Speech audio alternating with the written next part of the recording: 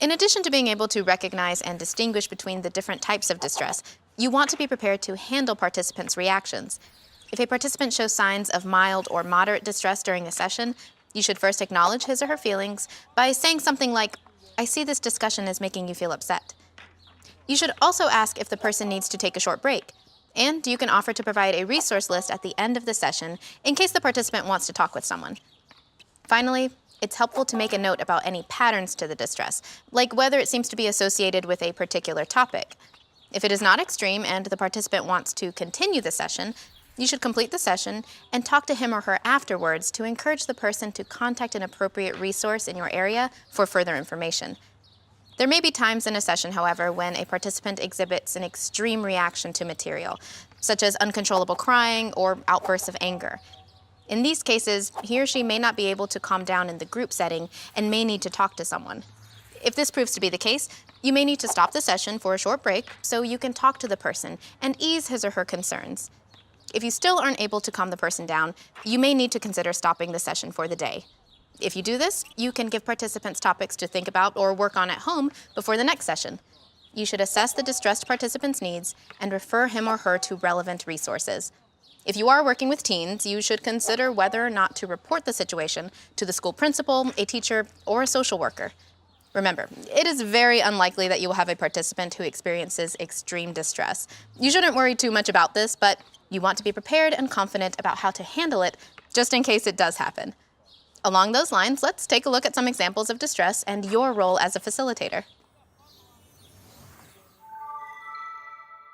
All right, so does anyone have any other questions about helping a friend who might be in trouble?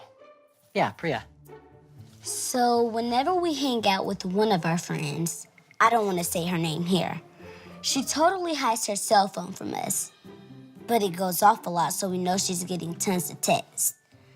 Her boyfriend is kind of a jerk, and we think she doesn't want us to know how much he's texting her. And also, she cancels on us at the last minute all the time with a million excuses. Is this something we should talk to her about? Yeah, this is a really important question. So just so I'm clear, is that you think something harmful might be going on, but you're not entirely sure. Right.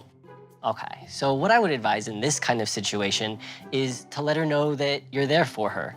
You don't even have to let her know that you think something might be going on, but just letting her know that you're always there for her to talk about any issue that might come up in her relationships. And that if you don't feel like you're able to give her good advice all on your own, I would recommend talking to your trusted adult, like we talked about in session 1, and asking them for some advice about things you might say to your friend. Does that sound like a good idea? Cool. What you just saw Mauro do here is help this teenage participant come up with something positive to say to her friend whom she thinks may be in trouble, although she doesn't know for sure. So the type of relationships that we have as parents can affect the type of relationships our children will choose. Gabrielle, you okay?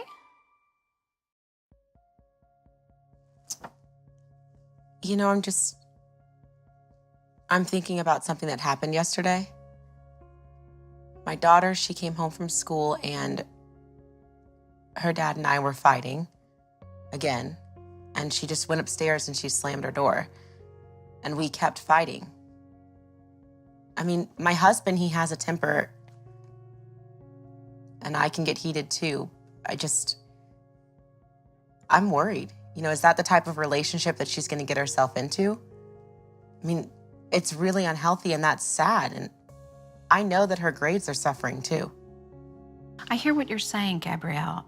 It sounds like you're worried that you've made some bad decisions that are going to affect your child, but you've made some really good ones, and you're here now with us, learning how to be even better parent.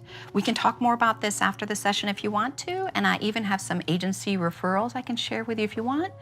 But I want you to know that, you know, we all make mistakes as parents, and this is not the end. We're moving forward and doing better things, okay? What you just saw Amy do is acknowledge Gabrielle's feelings and offer Gabrielle an opportunity to take a short break to regain her composure. All right, so we are drawing pictures of activities that we like doing with our kids. Very nice. Patrick, you okay? Patrick, what's going on? I'm just watching all this, and I'm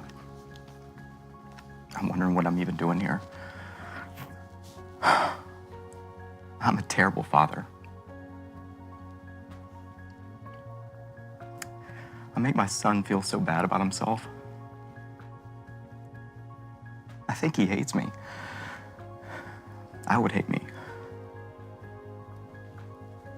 And he doesn't deserve this life. I don't deserve him. And he's gonna grow up to be just like me if I don't change the way I start acting. I'm just like my father. So you're here, and that's a big step towards making the changes that you want to make. And just as people learn to be abusive, they can also unlearn those behaviors as well. And that not every kid who grows up in an abusive home is going to become abusive themselves. So let's make sure that we get you the resources that you need to make the changes that you want, okay? Okay. Yeah, let's do that. What you've just witnessed here is a pretty severe example of what could happen in a session. Now, we don't expect this to happen, and it usually doesn't, but it's good to prepare for the worst sometimes. You just saw Morrow stop the session to focus on Patrick's well-being. After briefly speaking with his co-facilitator, Morrow took Patrick to a private room to allow him an opportunity to calm down and give him additional resources to help him work through his distress. The other facilitator continued the session with the remaining participants.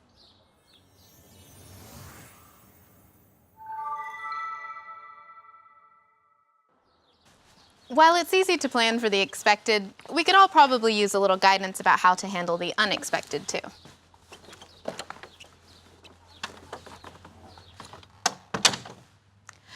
Even the most experienced and well-prepared facilitator will occasionally encounter unexpected or complex situations requiring guidance.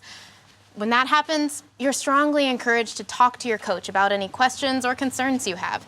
He or she is available to you for a reason. Meet with your coach regularly. Consider this time an opportunity for you to check in, discuss how things have been going, and inform him or her of any needs or concerns you may have.